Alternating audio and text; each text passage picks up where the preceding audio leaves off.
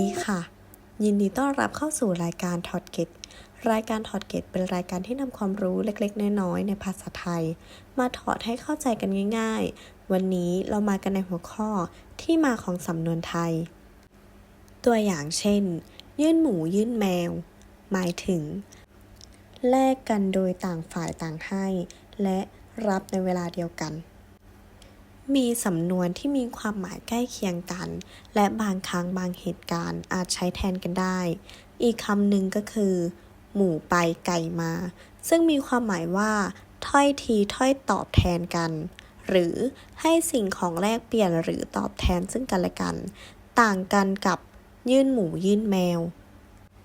อยู่นิดเดียวตรงที่ว่ายื่นหมูยื่นแมวกำหนดให้และรับในเวลาเดียวกันเช่นฝ่ายหนึ่งส่งให้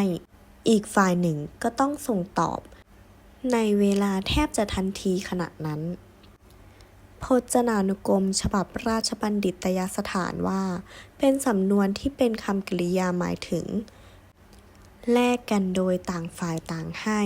และรับในเวลาเดียวกันครั้งหน้าถ้ามีเกร็ดความรู้ใหม่ๆที่น่าสนใจพวกเรามาพบกันใหม่นะคะสำหรับวันนี้สวัสดีค่ะ